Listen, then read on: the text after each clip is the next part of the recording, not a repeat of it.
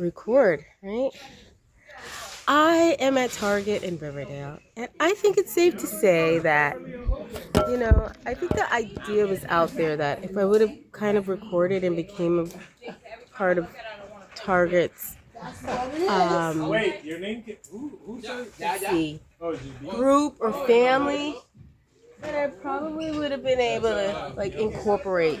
They're so welcoming, and yeah, it just kind of didn't cross my mind. But the manager, she's really nice. I think both ladies that I see, but I think that definitely the main manager. Through and through until we made it through the storm. Um, I think she would have definitely been open for it. Yeah, open to it. Um, but it's been over a year now. I tried to do a live, and I didn't get through. I pressed live, and it gave me the option to go to the next step, and I never even got that far. So I've never done a live before, and I think now the new uh, uh, red tape is that you have to have a number of subscribers. And I say to myself, when will I learn? This is my second lesson for like this visit here, that I'm not a part of that crowd. Like, I don't have permission to be part of that crowd for whatever reason. What is it that I need to do before I could be a part of that crowd? Do I want to? Maybe I don't want to. I don't know. But so that brings me back to what my specialty is, what I'm ingrained to do, which is talk loudly, read, and to know me, you wouldn't think that I'm a talker, but I don't know. I think when I'm in that zone, it just goes. I go into position automatically, right? And so eventually, I'll get to the purpose of this visit and move past all the introduction. And again, I think it's baffling to know that I'm a talker. I don't know. I don't think it is. I don't know. I've gotta figure out what it is. Coin it. And I know at one point I would label myself a dictionary. So I think I'm information. I know that. So, but often, like, I really don't like talking. I think I've heard a few people say that, like their job includes talking, and they don't like talking. So I don't think I liked talking as a child, but like outside of home, I talked. My mom would always say, "Oh, when you're with your friends, with your people, you're talking." So I don't think like naturally I'm not a talker. Like I don't like talking, and I don't even know if I like people anymore. Like I don't like a certain group of people. So I don't know. Could that be that it's enclosed into a certain a bracket, a career, if you talk for a living but you don't like talking.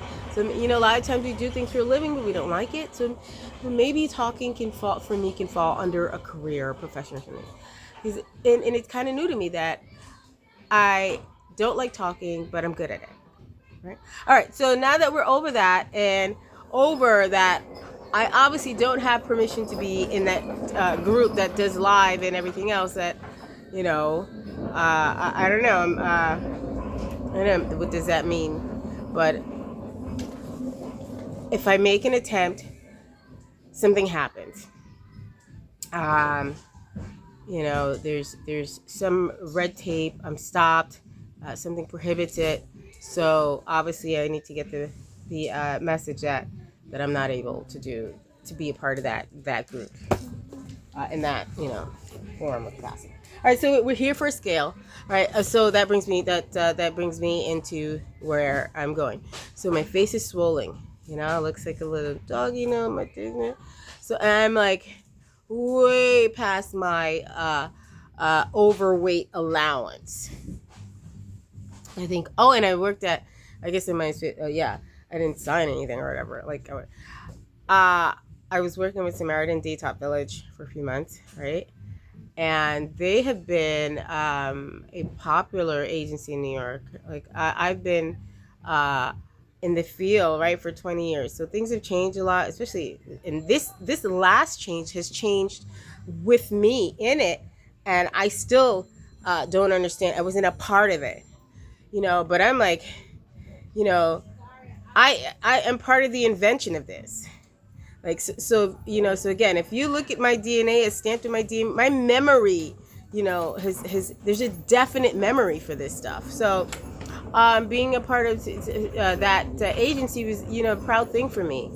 But I got there, and knowing that they are one of the, top agencies at the time that I started.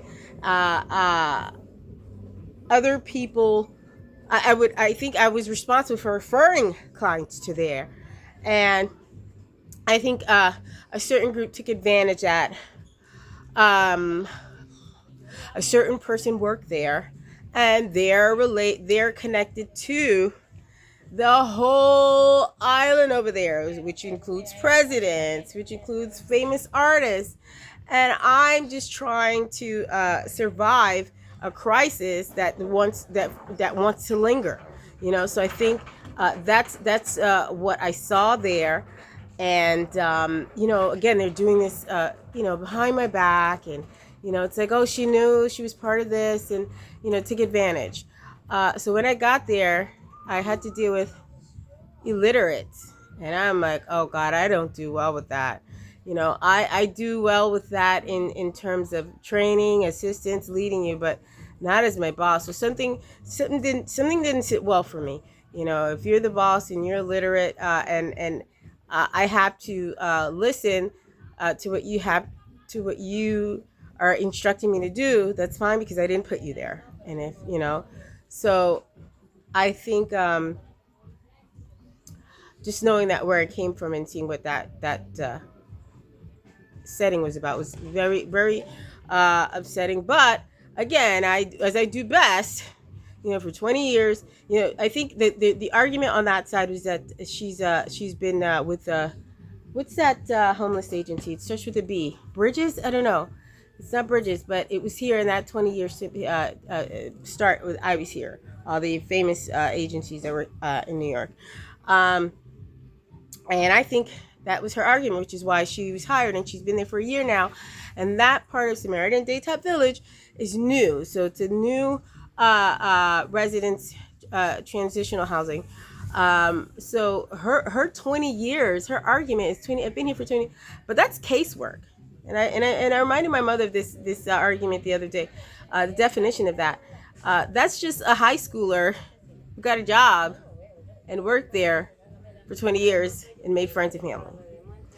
No training, no forfeit. So and that can be substantiated with her typing like this.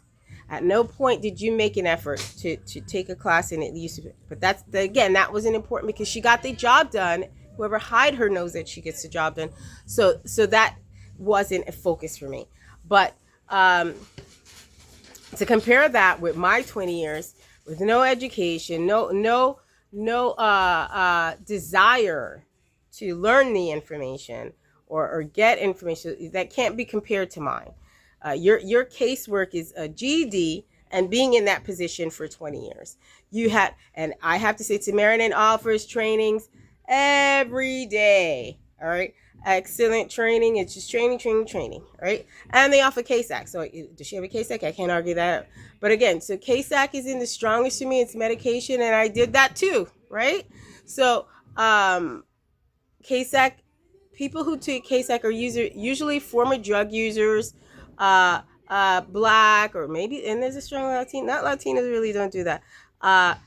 Project, NYCHA home housers. So they still have that mentality with them and come work, and they do the same behaviors. It's about behaviors for them.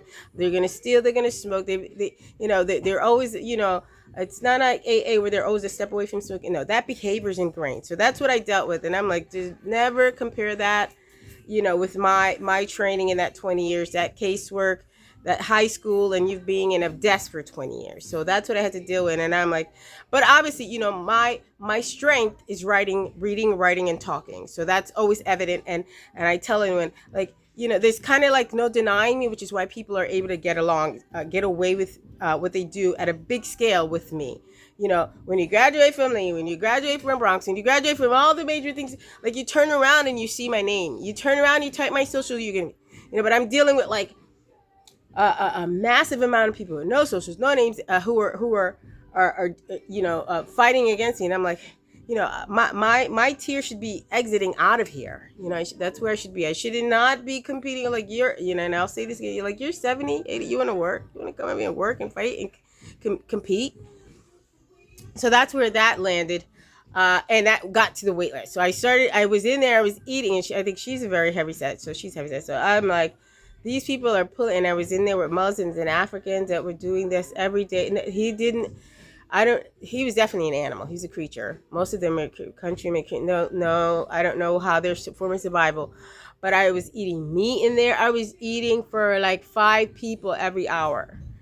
And so that's like just immense gain. And I'm like, I can't handle that. Like, I don't know, and that kind of ferocious appetite for a pair of Timberlands. That's that nigger project, K-Sack, that mentality. It's ingrained. It doesn't go away. And, you come to me, you go to hiring and they hire that person, again, and I'm part of that group that witnessed that person who had that case that came in there and shot her girlfriend on the job. So that behavior doesn't go away. So again, you never want to compare that. Again, pulling and that strength for a pair of sneakers. So here we are. I can't handle that. My weight, I can't handle it. I can't walk. My head was like just screaming headache, like blood pressure, just that amount of food. I'm like, at some point I felt like I want to barf. So I don't know what that was about. So I never got to the reading of this, but let's see if we can get to at least one. And so I'm here because I threw away the scale that I had, and I like it, and it didn't work, but I should have just returned it. But I don't know, it just stopped working. And so I'm like, I can't afford it to put anything else in my bag, because my goal is to be able to transport the bag and leave. And now my suitcase, which I did spend a good amount of money on and depended on, I think it's unbalanced, and I must have dropped it on the ground too hard. All right, so here we are. I wanted to know, my goal is to find out the weight of this, we have a description here. Experience effortless weighing, the Tyler digital scale. Simply step on the scale to instantly receive your weight reading thanks to its inconvenient instant technology. The large ultra 12 by 12.2 platform offers comfortable weighing for most foot sizes, while precise sensors ensures accurate measurement to 440 pounds. The large 3.0 by 1.6 displays ensures clear visibility of your weight. 2 AAA batteries are included to get you started, along with a 5-year warranty. So if we go here, and I find it, I don't think I would have felt that information on the boxes. I looked over and over, round and round. All right, so we have dimensions.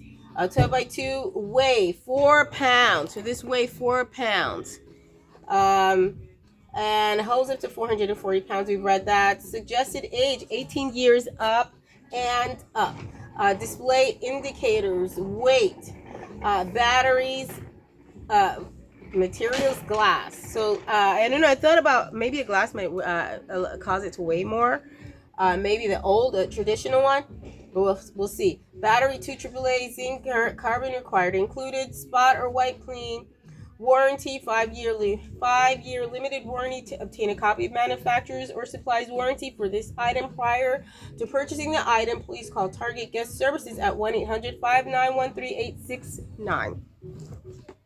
So I just threw away the other one, and I bought it from Target. I should have known. Target is family. I could have returned it, but I threw away the box. No. All right, so maybe I can get through another one. Yeah, permiso. Yeah. Hey, hola.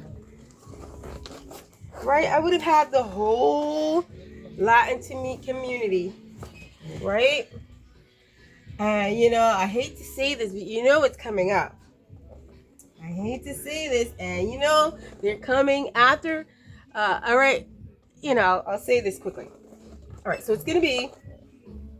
I was watching that infamous Diddy thing, and then I saw Cassie was pregnant. It was kind of like a few days ago, and I'm like, oh, let's just see what's in. I'm like, okay, what's going on? I'm like, she's pregnant. Okay, so then all the other details, and I'm like, oh man, I counted on my fingers and how many people there were stars and childhood stars in music that I liked, and they were abused, raped, molested, and then I said, okay, the people's name, the names, the list continued, and I said, this is coming. Then they mentioned the J-Lo thing. I said, this is coming back to J-Lo, and I mentioned that before. They're going to come back for J-Lo, but when it comes back for J-Lo, all right, for the shooting, they said that she wants ballistics, and I would originally, I'm gonna always be for J-Lo. Like, I'm gonna always, then I'm like, but you know, that Christian part of me, you know, if I was in that Christian the way I was, you know, it's gonna look at, you know, her calling God and Jamaican, that's that whole island. And I'm like, and when you look at Eva, who went to Safaree, like everyone's divided now. So now when that argument comes, it's not a clear cut like I'm going for J-Lo, because now it's like, you know, how can you do that now that, you know, we're family, you know? So I'm like, oh man, that's gonna be a tough one. But and then ultimately, it's gonna go back to Nikki. It's gonna go back to the Meek and Nikki, and then the manager, and then when I read about Lil Wayne, and then it's gonna go back to Nikki's manager and the Louisiana and Lil Wayne. But because when I said when they come for that J-Lo thing, and that, like, that's gunshot, that like we're clear, and now the Pope, now that the Pope was picked by a Hispanic group, it's over. But I had to say, well, so when they come back and bring it back to the J-Lo and the bullet, and then the Jamaican gunshot, Shine and Nikki, and then then I'm like, you know, then if I have to make a choice, I'm like, I'm out of here. I